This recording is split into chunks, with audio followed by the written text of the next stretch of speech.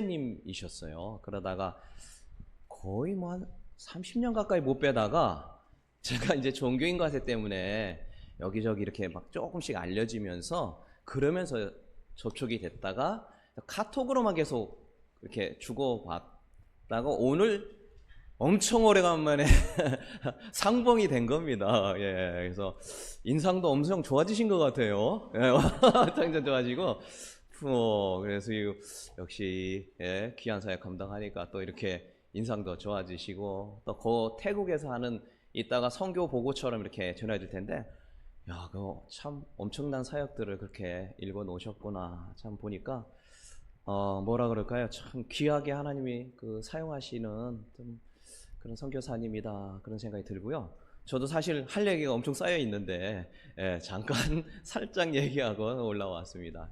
좀 이따 좀 더 이야기를 나눌 텐데 오늘 말씀을 전해 주실 때 귀한 은혜가 있을 줄로 믿습니다. 예, 이렇게 전해 주시죠. 주 안에서 만나서 반갑습니다. 저는 여기서 얼마 안 떨어진 곳 역천동에서 어린 시절에 보냈습니다. 그곳에서 첫 주님을 만났어요. 6살 때요. 저희 교회는 미국 선교사님이 세운 신학교였고요. 그 신학교 한 교실에서 예배 드렸던 그런 기억이 있습니다. 6살 어린아이가 그때 슬라이드라고 그러죠. 커트 보여주는 슬라이드를 보고 예수를 영접했습니다. 그리고 그 이후 지금까지 예수님을 내 구주로 모시고 살고 있습니다. 그런데 우리 어르신들 다 알겠지만은 우리 어린 시절 얼마나 가난하고 못 살았어요. 정말 못 살았잖아요. 그래서 저는 밥을 3끼 먹는 게 소원이었습니다.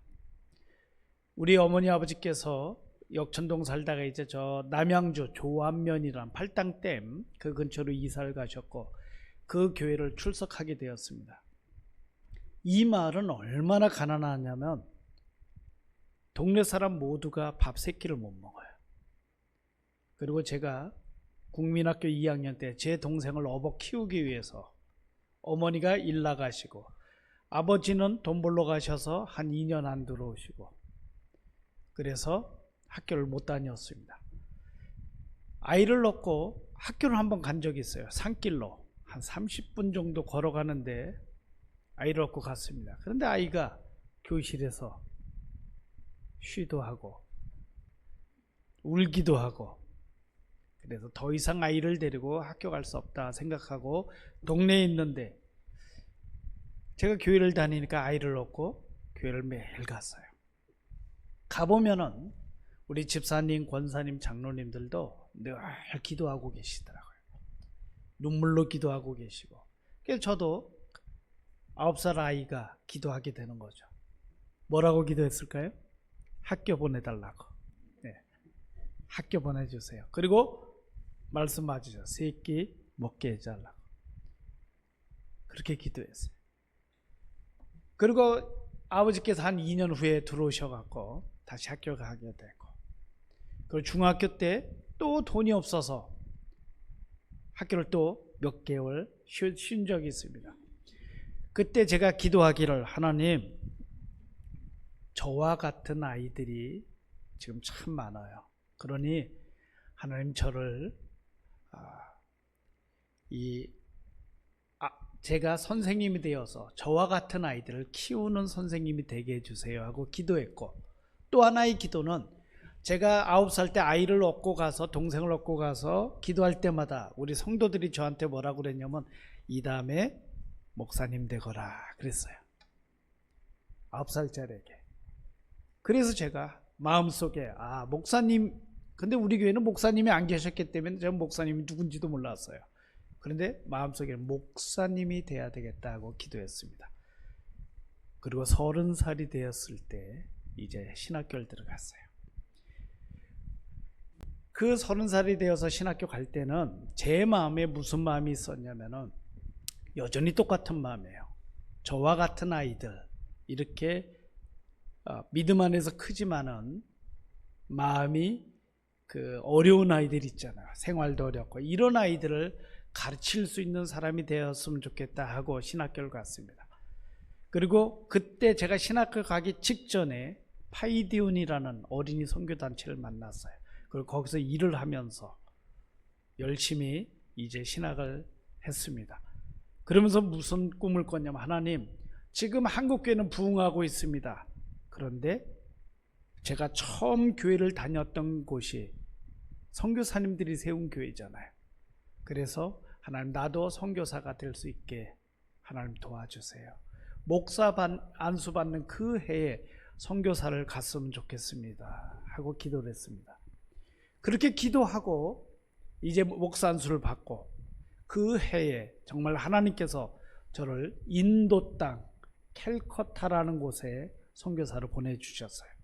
여러분, 캘커타는 유명한 인물이 두 분 계셔요. 한 분은 선교의 아버지라고 불리우는 윌리엄 캐리라는 분이 계시고요.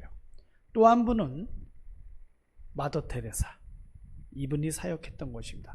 저도 거기서 이제 사역을 했어요. 가서 이제 말을 배우고 언어를 배우고 하는데 6개월 만에 제 아내가 아픈 거예요. 얼굴이 풍선만하게 막 부어요. 열이 40도로 한 달을 아픈 거예요. 그래서 6개월 만에 한국으로 나왔습니다. 그리고 병원에 입원했어요. 병원에서 한 달을 갖다 치료를 해도 무슨 병인지가 나오지가 않아요. 그러더니 선생님이 오더니 이제 드디어 병명을 찾아냈다고. 풍토병, 기쿠질환 병인데 이것은 그렇게 문제가 안 된다고. 약만 먹으면 낫는데요. 그걸 퇴원하래요. 그래서 퇴원하려고 옷을 다 갈아입고 있는데 다시 선생님 막 뛰어오는 거예요. 큰일 났다고. 퇴원 못 하겠대요. 무슨 병이냐면 루푸스라는 질병에 걸렸대요. 이것은 수많은 그 증상들이 있는데 그 중에 공기 좋고 물 좋고 자외선이 강하지 않는 지역에서 살아야 되고 스트레스를 받으면 안 된대요. 그래서 선교하지 말래요. 얼마 만에요? 6개월 만에. 저도 충격받고 사모도 충격받고. 사모는 너무너무 힘들어서 병상에 딱 누워서 아무 말 안 해요. 제가 말을 걸어도 대답도 안 해요.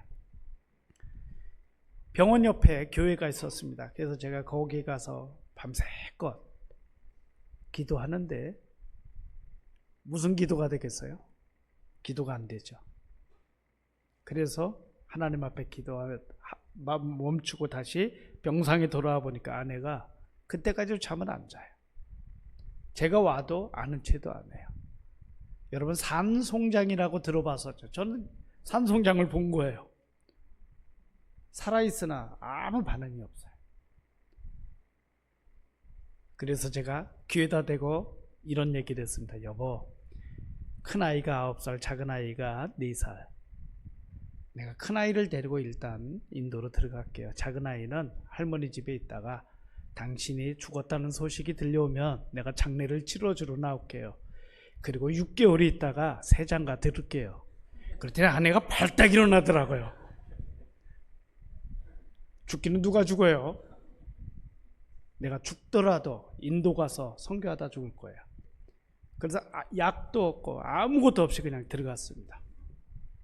그리고 이 루푸스란 질병은 지금까지도 완치약이 없어요. 그리고 그곳에서 투병을 생활하면서 선교를 8년을 했습니다. 그 8년 동안에 우리가 겪은 일 중에 하나가, 제가 2학년 때 학교를 또 못 갔잖아요. 국민학교. 근데 우리 큰딸이 선교비가 부족해서 학교를 못 갔습니다. 그 아내가 아프고 2001년, 2005년, 2008년 3번에 걸쳐서 죽을 고비를 넘기고 이제 파송교회가 살아서 선교합시다. 죽어서 선교하지 말고. 그래서 태국으로 옮겼으면 좋겠다고 그래서 태국으로 옮겼어요. 그리고 지금까지 아내는 아프지가 않아요. 아멘. 그런데 문제는 쟤한테 발견했어요. 2008년 옮기자마자 이번엔 제가 아픈 거예요. 머리끝부터 발끝까지 모든 근육이 다 풀어지는 거예요. 얼마나 아픈지 몰라요. 풍선에다 물을 넣고 만지면 어떻게 돼요? 물컹물컹해지죠. 제 모든 몸이 그렇게 되는 거예요. 혀까지도. 그래서 다시 한국으로 나와서 병상에 누우니 의사 선생님이 그러더라고. 길리안 바레래요. 들어보셨어요? 길리안 바레. 이 병 한국인 몇 안 돼요. 그런 또 질병에 걸렸어요. 약이 없대요. 이 상태로 식물인간으로 갔다가 죽는 병이 돼요. 제가 누구예요? 목사예요. 그죠? 제가 누구예요? 선교사예요. 제가 의사 선생님한테 뭐라고 했는지 아세요? 내가 이 병원에 왔을 때는 선생님이 나를 낫게 해주시라는 믿음이 있었지만 나는 목사고 선교사입니다. 그렇기 때문에 누가 낫게 할 것 같아요? 여러분도 아시죠? 우리 하나님이 낫게 해주십니다. 그리고 나았어요. 완치가 되었어요. 아멘? 네, 완치가 되었어요. 하나님이 낫게 해주셨어요. 지금 뭐 약도 안 먹고 아무것도 안 먹어요. 그 후에 그때 먹었던 스테로이드 후유증으로 왼쪽 고관절, 오른쪽 고관절 다 썩어버렸어요. 결국 왼쪽 고관절은 잘라내고 인공관절 집어넣고 오른쪽은 아직 쓸만해요. 의사 선생님이 더 이상 못 걸을 때 오래요. 그럼 오른쪽도 해준다고요. 근데 여러분 제가 들어올 때 멀쩡하죠? 네, 하나님이 이렇게 해주셨습니다. 그리고 그때 막 지팡이 짚고 목발을 짚고 다니는데 하나님께서는 저를 그냥 놔두시지 않는 거예요. 2008년도에 태국을 갔는데 2009년, 2010년도서부터 하나님께서 저에게 태국 교회를 건축할 수 있는 은혜를 주시더라고요. 2010년도에만 5개 교회를 건축을 했어요. 그리고 지금까지 14개의 교회를 건축을 했습니다. 2010년도에 그때 가장 제가 2011년도에 고관절 수술했거든요. 2010년도에 무지무지하게 아프고 근육도 아프고 모든 몸이 아픈데 하나님께서는 제가 산으로 다니면서 교회를 건축하게 하는데 산족교회가 태국 교회가 어떠냐면요. 산에 우리 전사님이 교회 개척 훈련원이나 성경학교 강습해 와서 훈련받았던 선생님이 가서 전도하기 시작해요. 그러면 처음엔 한 가정, 두 가정, 세 가정, 네 가정, 2년, 3년씩 걸려요. 그러면 이분들이 한 4가정, 5가정 모이면 30명, 40명이 돼요. 그러면 가정에서 예배드릴 수가 없는 거예요. 이분들이 와서 그래요. 선교사님, 저희 너무너무 이제 성도가 많아서 가정에서 예배드릴 수가 없어요. 그래요? 그러면 땅을 구입하든지 아니면은 땅을 평탄 작업을 해놓던지. 산은 왕 땅입니다. 국가 땅이에요. 그렇지만 사람들이 개간을 하면 자기가 쓸 수가 있어요. 살 수도 있어요. 그 땅을 자기가 개간하면 남한테 팔 수도 있고 살 수도 있어요. 성도들에게 그렇게 얘기했어요. 그랬더니 성도들이 땅을 구입하든지 땅을 개간하든지 그리고 준비하고 그 땅에서 기도하기 시작하는 거예요. 제가 가서 보면은 하나님, 이곳은 드디어 준비가 다 됐어요. 하나님 도와주세요. 건축비는 워낙 많이 드니까 이분들 힘으로 할 수가 없어요. 이들이 할 수 있는 걸 다 준비해 놨어요. 하나님 도와주세요. 하고 내려와요. 거짓말 하나도 안 보태서요. 한국에서 전화가 와요. 선교사님, 우리가 태국교회를 놓고 기도하다가 건축을 도와주고 싶은데 선교사님 그런 곳이 있나요? 여러분 어떨 것 같아요? 제 심정이요. 흥분이 되죠. 산에 가서 기도하고 내려왔는데 그게 가능한 거예요. 어떤 권사님은요, 기도하던 중에 수원에 있는 권사님이에요. 선교제 교회를 세우고 싶더래요. 자기 평생에 하나님 믿은 그 은혜에 감사하여 선교제 교회를 세우고 싶대요. 그래서 이분이 돈이 없잖아요. 노인이니까. 그래서 자녀들이 주는 용돈 20만 원. 이거 갖고 모아봤자 몇 년을 모을 것 같아요? 매달 모은다고 해도 안 되잖아요. 그러니까 이분이 빌딩 청소를 나가신 거예요. 그래서 거기서 받는 한 달에 버는 거 80만 원. 자녀가 주는 거 20만 원. 100만 원을 모아서 이분이 20개월 모았어요. 그래서 2천만 원을 보내왔어요. 그리고 헌당 예배를 드렸어요. 또 통영의 한 장로님은 태어날 때부터 후두암에 걸렸어요. 태어나면서부터. 근데 지금도 75세인가 6세인데 지금도 살아계셔요. 평생 하나님이 지켜주시고 평생 하나님이 장로로서 교회를 섬기게 하고 지금까지도 건강하게 살게 해주신 하나님께 감사해서 그분이 또 헌금하고 14개 교회 제가 간증이 얼마나 넘쳐나겠어요. 그죠? 그렇게 해서 세웠습니다.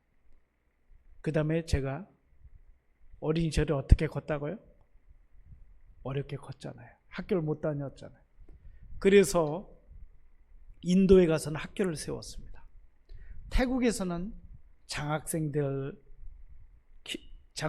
선정해서 아이들을 가르치고 있어요. 어린 시절 저의 꿈이 이루어졌어요. 그죠? 어린 시절 무슨 꿈이에요? 선생님 돼서 아이를 가르치고 싶었는데 또 우리 아이들에게 학교를 세워서 가르치게 하고 제가 한국의 그 어린 시절에 너무너무 가난했던 그 상황을 제가 다 기억하는데 인도에 가봤더니 태국에 가봤더니 저보다 더 가난한 애들이 있더라고요. 그러니까 어떻게 하겠어요? 제가 그 아이들을 보면서 어떻게 하면은 그들이 하나님 앞에 복을 받는지를 알겠더라고요. 그래서 제가 말씀을 전할 때 그래요. 나는 이렇게 신앙생활에서 하나님이 복을 줘서 여기까지 왔다. 너희들도 훗날에 그러한 사람이 되었으면 좋겠다. 이렇게 했습니다. 우리 아이가 큰아이가 커서 이제 20살이 되었어요. 그랬더니 아이가 그래요. 아빠 나 미국에 있는 대학을 보내주세요. 여러분 알다시피 미국은 학비도 비싸고 생활비도 비싸고 다 비싸잖아요. 선교비가 적어서 우리 아이에게 뭘 보내서 학교를 못 보낸 적이 있잖아요. 큰일 났더라고요. 딸아 왜 미국으로 학교 가고 싶니? 그랬더니 저는 교육학을 배워서 선생님이 되어서 저와 같이 선교사로 자란 아이들에게 공부를 가르치는 교사가 되고 싶어요. 교사 선교사가 되고 싶어요. 그러더라고요. 딸아 엄마 아빠가 아프고 돈이 없고 너에게 해주고 싶은 거 다 못 해주고 그랬는데 넌 그래도 선교사가 되고 싶니? 그랬더니 우리 딸이 그래요. 나를 이렇게 쳐다보더니 아빠 왜 선교사 되는 거 싫으세요? 엄마 아빠가 돈이 없다고 저는 싸우는 거 못 봤어요. 엄마 아빠가 아프다고 하나님 원망하는 거 못 봤어요. 그리고 태국에서 인도에서 성도들과 너무너무 행복하게 잘 지내놓고 왜 제가 선교사 되는 건 싫으세요? 여러분 감동이 안 오세요? 제 마음이 뜨거워지더라고요. 그래 그렇다면은 선교지로 보내도 우리 딸이 그 미국으로 보내도 딸이 공부를 잘할 것 같더라고요. 4년간 아이가 공부를 잘했습니다. 그리고 지금은 필리핀에서 7년째 선교 사역을 하고 있습니다. 여러분 제가 자랑할 만하지 않으세요? 오늘 본문 뭐예요? 나를 본받는 자잖아요. 사도 바울이 그랬습니다. 내가 예수 그리스도를 본받는 자 된 것 같이 너희도 나를 본받는 자 되라. 우리 딸에게 저와 제 아내가 본이 되온 것에 대해서 얼마나 하나님 앞에 감사한지 모릅니다. 우리 딸은 평생 선교지에서 아이들을 가르치는 게 꿈이고 지금 32살이 되었어요. 아직 시집 가지 않았어요. 그런데 시집도 선교사가 될 남편을 만나는 게 꿈이고 교사 선교사가 되든 목사 선교사가 됐든 같이 선교할 수 있는 사람이 꿈입니다. 왜 이런 마음을 저와 제 딸이, 그리고 작은 딸은 선교사 자녀들을 돌보는 일을 한국에서 하고 있어요. 전 세계 아이들이 한국에 오면은 선교사 자녀들이 적응을 잘 못해요. 한국말이 어눌하죠. 대학 가면 1학년 동안에 너무너무 아이들이 힘들어요. 부산으로도 달려가서 위로해주고 오고요. 전국으로 다니면서 선교사 자녀들이 힘들다 그러면은 달려가서 위로해주고 아이들 격려해주고 있습니다. 본인들이 선교사 삶을 살았던 것, 자녀로서 살았던 것이 아이들에게는 아픔이 아니고 오히려 감사가 되고 있는 것에 대해서 제가 얼마나 보람을 느끼는지 몰라요. 이러한 일을 감당하게 했던 분이 누구예요? 우리 성경에 보면 예수님을 닮은 사람들이었어요. 오늘 본문은 사도 바울이 예수 믿기 전에는 어떤 사람이었어요? 흉악한 사람이었어요. 포악자였어요. 예수 믿는 사람 다 때려 죽이는 사람이었어요. 그런데 그가 예수 믿고 나서 어떻게 돼요? 감옥에 갇혀도 힘들다고 하지 않습니다. 병들어서도 힘들다고 하지 않아요. 그리고 어떻게 해요? 오로지 복음을 전합니다.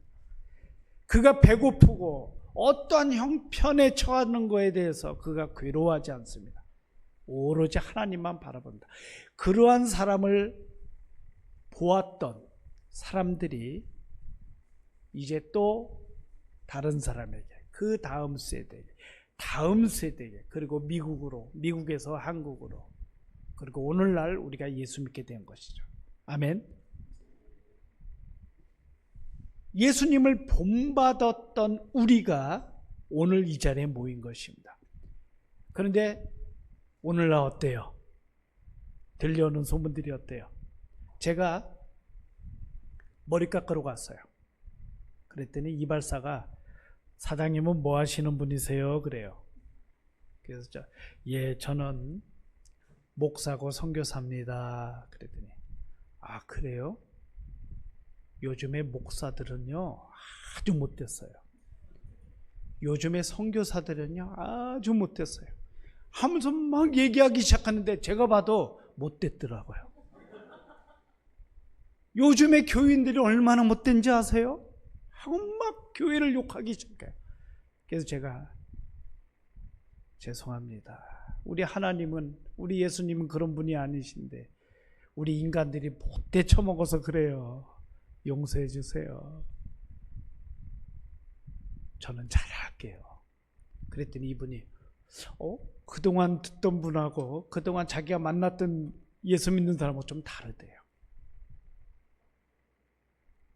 제가 30살에 신학을 했기 때문에 20살부터 30살까지는 사회생활을 했잖아요. 그 당시는 분명하게 예수 믿는 사람, 믿지 않는 사람이 달랐습니다. 말투도 달랐고요, 행동도 달랐고요, 생각도 달랐어요.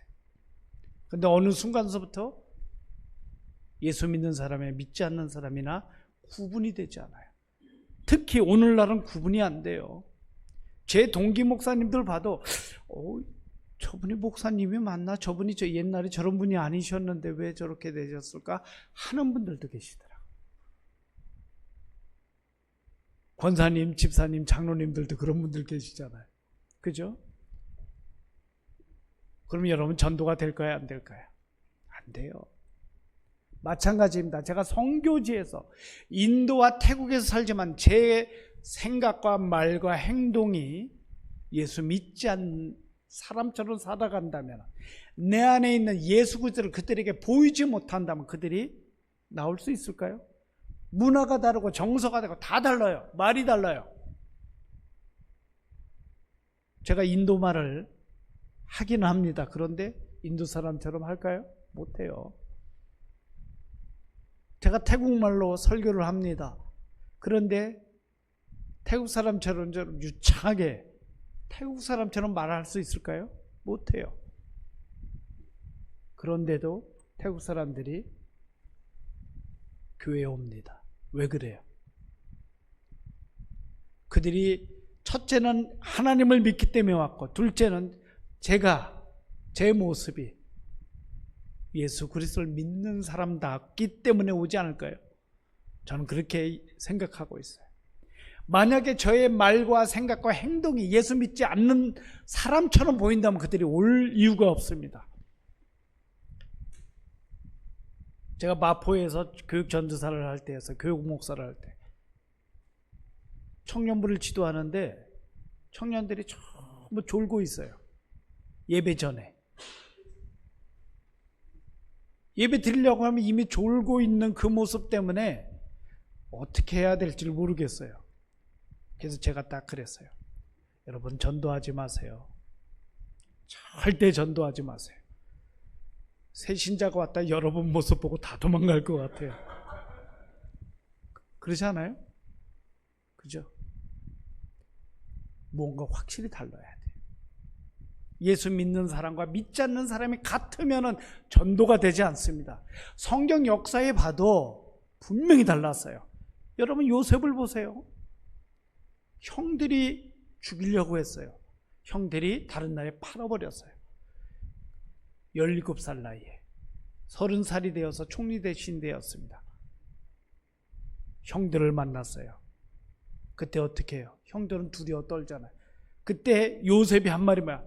근심하지 마세요. 한탄하지 마세요. 당신들의 생명을 보존하려고, 보호하려고, 구원하려고 날 이곳에 먼저 보냈다. 이렇게 고백하잖아요. 오늘날 우리는 어떨까요? 나를 괴롭히고 나를 힘들게 한 사람이 있으면 보복심 막 올라오지 않을까요? 여러분, 요즘 교회 분쟁이 일어나고 힘들어하는 교회들 보면 어때요? 그분들의 말과 생각과 입이 막 점점점 힘들어져요. 그죠? 말도 힘들지만 생각도 힘들어지고 마음도 다치고 막 그렇게 됩니다. 많은 교회들이 그런 일들이 벌어지고 있어요. 그런데 이 마음 속에 예수 그리스도는 있지만은 우리의 생각과 우리의 마음과 모든 것이 내 중심으로 막 가면서 서로 어려워지는 것이 지금 한국 교회의 모습입니다. 하나님은 그런 분이 아니세요. 아멘. 하나님은 인간이 온갖 죄를 지었을 때 어떻게 했어요?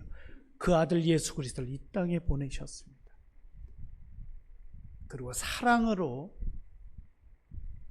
인류를 구원해 주셨어요. 어떤 사랑으로? 십자가의 사랑으로.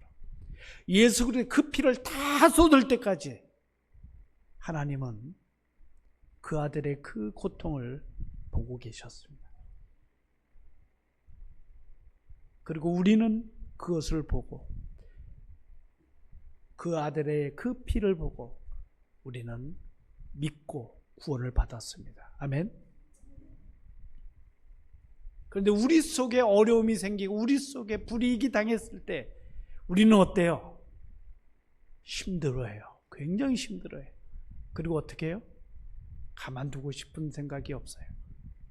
어떻게든지 보복하고 어떻게든 싸워서 이기고 싶은 생각이 우리에게 있습니다. 저도 작년에 선교사회에서 회장을 맡으면서 일을 하는데 임원 한 분이 너무 힘들게 하는 거예요. 여기서 올라오는 게 뭐예요? 제가 직권으로 해고하면 돼요. 근데 그게 방법일까요? 방법 아니에요. 제가 해고하면 그분은 그 명예가 얼마나 또 땅에 떨어져요. 그죠? 하나님 지혜 주세요 하고 기도하는 거예요. 근데 방법이 없어요. 왜냐하면 그분이 계속해서 선교사회를 힘들게 하기 때문에. 임원으로서 목사고 선교사인데 너무너무 사람들을 힘들게 하는 거예요. 하나님 저를 도와주세요. 하나님 저 지혜가 없어요. 아무리 지혜를 짜봐도 그분에게 그 마음을 돌이키려고 하는 그런 능력도 안 돼요. 하나님 제가 이렇게 연약해요. 어떻게 했으면 좋겠어요. 그리고 1년간 하나님 앞에 기도하고 임기를 잘 마쳤습니다. 그분도 큰 피해였고 우리도 큰 피해였고 선교사회에도 우리 분쟁이 있었는지도 몰라요. 그렇게 잘 넘어갔어요. 그런데 한국교회는 지금 그렇지 않죠. 여러 모습들이 있죠. 그러나 그 모습은 하나님이 원하는 모습이 아닙니다. TV를 보면 어떤 목사님들이 막 나와서 나라를 걱정하는 그 마음들이 있어요. 그런데 그 모습이 그렇게 세상 사람들에게 좋은 모습으로 비춰지지 않을 모습들도 있습니다. 사도 바울이 그렇게 얘기했습니다. 내가 그리스도를 본받는 자 된 것 같이 너희도 나를 본받아라. 사도 바울은 그 고백을 할 때 많은 사람들이 그 고백을 보고 예수 그리스도를 믿게 되었습니다. 그리고 가는 곳마다 교회를 세웠습니다. 가는 곳마다 성도들이 모였어요. 가는 곳마다 예배가 살아났습니다. 아멘. 예수 그리스도의 사랑이 없으면은 그것은 교회가 아닙니다. 예수 그리스도의 사랑이 있어야 됩니다. 그 사랑은 우리가 그저 되는 게 아니에요. 거저 되는 게 아닙니다. 그만한 인내가 필요하고요. 희생이 필요하고요. 하나님 앞에 정말 납작 엎드려졌을 때 그것이 가능한 것입니다. 제가 선교지에서 많은 사람들에게 존경받기 위해서 가서 일을 했다. 위선자겠죠, 그죠? 그런데 아프고 병들고 힘들고 자녀에게까지 힘든 그것을 감당케 하고 그 과정을 겪고 나니까 오늘날 제가 어떻게 되었어요? 선교사로서 지금까지 살아올 수 있었던 것입니다. 제가 사진 몇 겉을 보여드리고요. 말씀을 정리하도록 하겠습니다. 2000년 저렇게 저런 모습으로 나갔고요. 지금 현재 모습이 있습니다. 우리 딸이 필리핀에서 아이들을 가르치는 모습입니다. 인도 선교는 크게 학교 사역, 교회 개척, 제자 훈련 이렇게 했습니다. 인도 교회 성탄절 때 말씀 전하는 모습이고요. 요거는 제가 하나 얘기해 드릴게요. 아니요, 그 사진, 우리 성도가 축농증에 걸렸어요. 그리고 나와서 선교사님 기도해 주세요. 제가 축농증 13년 걸렸어요. 그래서 코를 잡고 기도해 줬습니다. 그랬더니 축농증이 나왔어요. 아멘. 그 다음 주에 이 성도가 저를 막 붙잡고 자기 집으로 가는 거예요. 아까 저 사진 보여주세요. 그때는 이걸 딱 보여주는 거예요. 자기가 예수 믿는 모습을 증거로 보여주겠대요. 그래서 제가 이거는 뭐냐 그랬더니 이거는 무슨 신 축농증 고쳐준 신. 네. 그래서 제가 그 다음 주에 오직 예수를 준비해 갖고 가서 오직 예수를 위해서 열심히 설교를 했어요. 오직 예수만 믿어야 됩니다 했더니 이 성도가 아멘 하더라고요. 그래서 다시 그 성도를 데리고 저 집에 갔어요. 오직 예수를 믿기로 했으니까 이 신 다 버리고 예수님만 믿어라 그랬더니 내가 오직 예수를 믿으면 됐지 왜 이 신들을 버려야 되냐요. 그러니까 이 사람한테는 오직 예수라는 이름을 또 하나 얻은 거예요. 인도 선교가 그렇게 어렵습니다. 지금도 제가 만약에 인도로 돌아간다 그러면 진짜 어려울 것 같아요. 그런 곳이 인도예요. 특별히 인도 선교를 위해서, 인도 선교사를 위해서 여러분 기도해 주시기 바랍니다. 넘겨주시고요. 넘겨주세요. 아이들 저렇게 신발도 없이 살고 있습니다. 또 넘겨주시고요. 태국에서는 2008년부터 지금까지 14개 처소의 교회를 건축했고 주일학교 사역, 장학사역, 그 다음에 치앙마이 은혜교회 제가 2019년도에 12월에 개척해서 지금까지 목회를 하고 있습니다. 태국인들 대상으로요. 첫 번째 교회입니다. 저렇게 물이 길이 없는 곳에 저렇게 지나가면서 코끼리도 있죠. 저런 곳에 첫 번째 교회를 세웠습니다. 두 번째, 이 교회는 제가 특별히 얘기하겠습니다. 첫 번째 성도가요, 예수 믿다가 순교당했어요. 동네 사람들 산에 데리고 와서 돌로 쳐 죽였습니다. 그리고 11남매가 둘째가 순교를 당했거든요. 그자 11남매가 다 예수 믿었어요. 예수 믿고 저 대나무 교회에서 예배를 드리는 거야. 저 때 제가 태국어를 못해갖고 한국말로 옆에 있는 아가씨가 제 딸입니다. 영어로 통역하고요. 그 옆에 분이 태국어로 통역하고 그 옆에 분이 현지말로 통역하고 4명이 있어서 지금 저렇게 하는 거예요. 근데 안타깝게도 저 끝에 계셨던 분이 코로나로 소천했습니다. 안타까운 일이 코로나 때 있었습니다. 예, 세 번째 교회 보겠습니다. 예, 세 번째 교회가 있고요. 네 번째 교회. 예. 네 번째 교회, 이렇게 다섯 번째 교회. 예, 여기까지 2010년도. 그죠? 이렇게 했습니다. 그 다음에 여섯 번째 교회 보겠습니다. 예, 여섯 번째 교회 있죠? 그 다음에 일곱 번째. 예, 이 교회는 가장 가난해요. 이 지금 대나무로 된 데가 우리 전사님 사택이에요. 예, 이곳에 지금 성경학교도 하고요. 이렇게 하고 있습니다. 여덟 번째 교회 볼게요.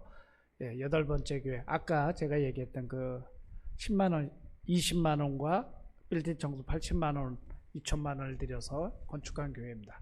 예. 아홉 번째 교회. 예, 이렇게 대나무로 바닥은 흙인데 이런 교회를 이렇게 아름답게 지었습니다. 여기 후두암 걸려서 헌금하신 그 장로님이 헌금해서 지은 교회입니다. 예. 열 번째.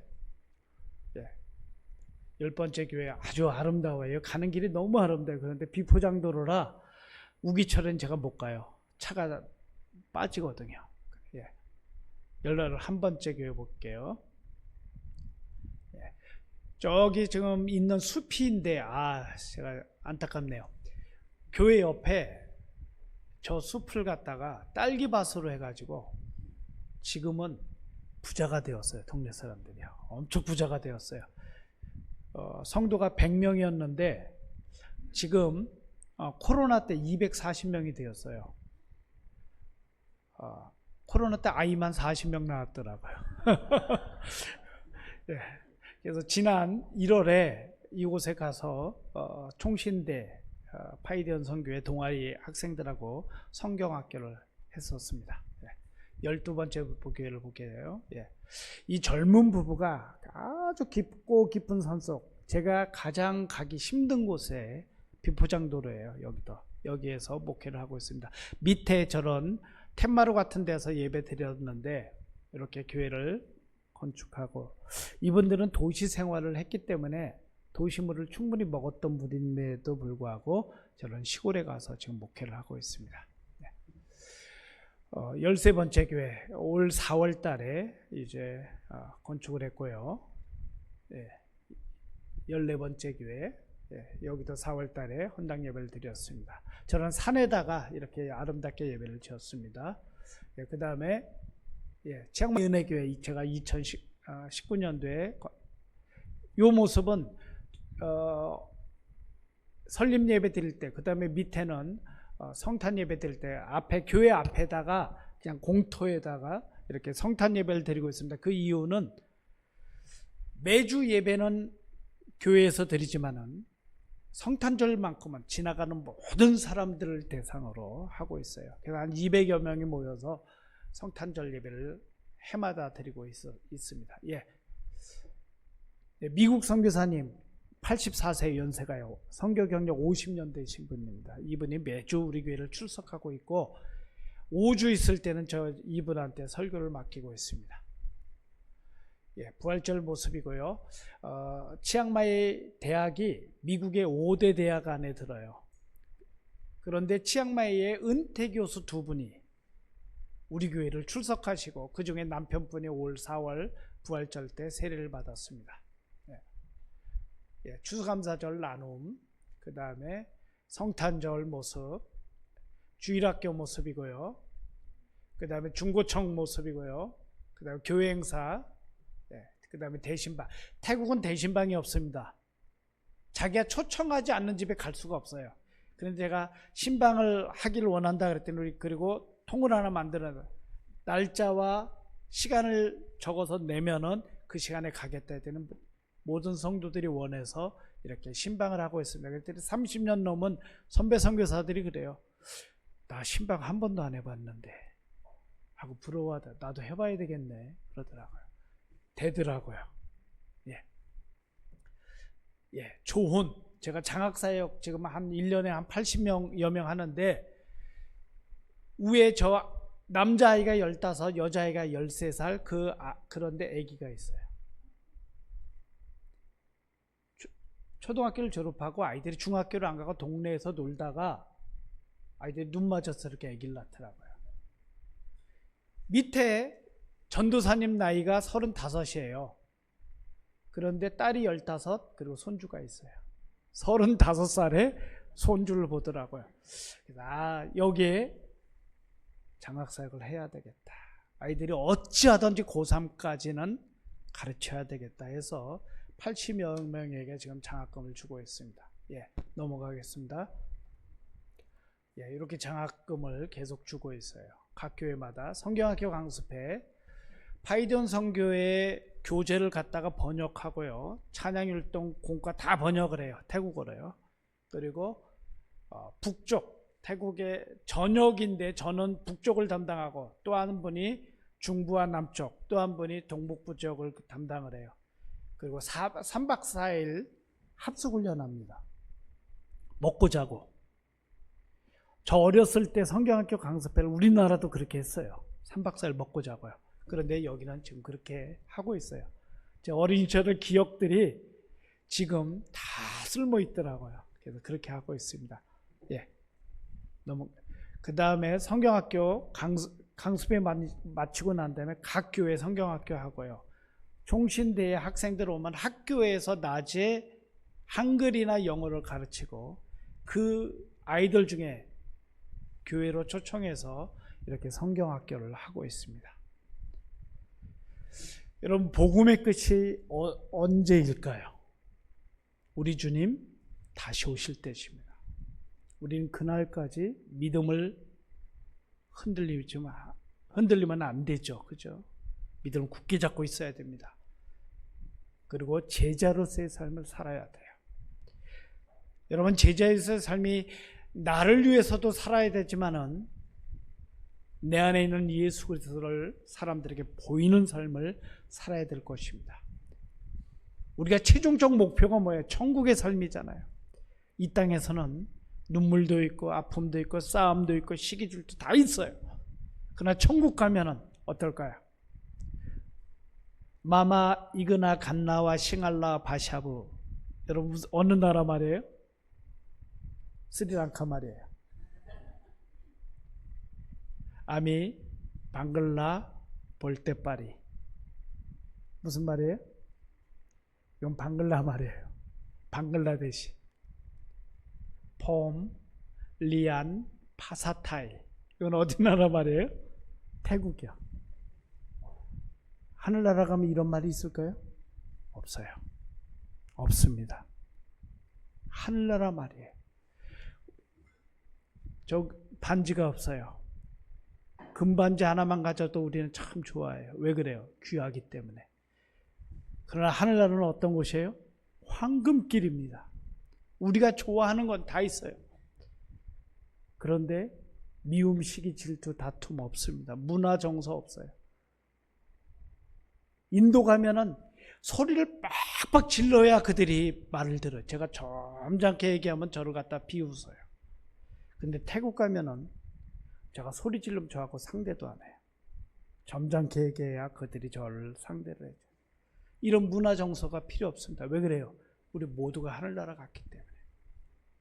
이곳엔 높음과 낮음이 있고 부자와 가난한 사람이 있고 각각 모양이 있습니다. 하늘나라는 그곳이 없어요. 우리가 그곳에 가기 위해서 하늘의 시민권을 획득한 자로서 우리와 똑같이 믿지 않는 자들에게, 그들에게 똑같은 모양으로 가기 위해서 우리가 복음 전하는 거 아니에요? 왜 그래요? 하나님이 만든 피조물이기 때문에. 한 형제 자매이기 때문에. 저는 한국에 나오면 너무너무 좋아요. 왜 그래? 우리 어머니가 있고 우리 형제들이 있고 이렇게 양 목사님도 뵙고요. 제가 태국에 가면 너무 좋습니다. 왜 그래? 우리 성도들이 있잖아요. 천국에 가면 너무너무 좋을 것 같아요. 우리 함께 있기 때문에. 우리가 그날을 바라보면서 신앙생활 했으면 좋겠습니다. 아멘. 자, 따라하겠습니다. 내가 그리스도를 본받는 자 된 것 같이 너희는 나를 본받는 자 되라. 이 말을 하려면 우리가 어떻게 살아야 된다고요? 예수님처럼 살아야 됩니다. 아멘. 사도 바울처럼 살아야 됩니다. 아멘. 힘들어요? 힘 안 들어요? 힘들어요. 어찌 보면 불가능할 수도 있어요. 그렇지만은 우리의 목표를 삼고 살다 보면 하나님께서 우리 안에 예수 그리스도의 모습을 우리 속에서 보여주실 것입니다. 그리고 사람들이 내 안에 있는 예수 그리스도를 보고 그들이 구원받는 백성으로 살아갈 것입니다. 아멘. 기도하겠습니다. 하나님 감사합니다. 하나님이 우리를 만드셨을 때 너무나도 좋았습니다. 그런데 우리가 죄를 지은 이후에 하나님과 관계가 멀어졌고 그 후부터 내가 예수를 믿는 사람이 되었는데도 불구하고 미움과 시기와 질투와 다툼과 여러 원치 않는 모습이 우리 안에 아직도 남아있음을 고백합니다. 주님, 그러나 이 모습은 우리도 원치 않고 세상 사람들 보기에도 참 좋지 않은 모습임을 우리가 알고 있습니다. 그러기에 주님, 오늘 사도 바울의 고백처럼 내가 그리스도를 본받는 자 된 것 같이 너희도 나를 본받는 자 되라. 이 말씀이 우리의 삶의 말씀이 되게 하여 주시옵소서. 우리 주변에 아직도 예수 믿지 않고 그들이 하나님의 자녀인 것을 알지 못하고 저 지옥형벌로 가고 있는 수많은 사람들이 있습니다. 하나님, 우리가 그들에게 다가갈 때 무엇으로 다가갈 수 있을지요. 내 안에 있는 예수 그리스도를 품고 그 모습을 그들이 보게끔 저희들에게 축복하여 주시옵소서. 하나님, 이 땅에 아직도 그렇게 많은 사람들이 저 형벌 속에 있기 때문에 그들이 주의 전에 나와서 우리와 함께 예배드리고 우리와 함께 주님을 찬양하고 경배하고 주 앞에 감사함으로 주님, 주의 몸된 교회가 날마다 부흥케 하여 주시고 주의 자녀들이 이곳에 나와서 주의 말씀으로 양육되어짐으로 하나님의 귀한 일꾼으로 성장시켜 주시옵소서. 오늘 이렇게 거룩한 주일에 함께 예배함이 너무너무 좋습니다. 이 좋음을 우리가 영원토록 누릴 수 있도록 그리고 주님 품에 안길 수 있도록 주님 축복하여 주시옵소서. 예수 그리스도의 이름으로 기도드리옵나이다. 아멘.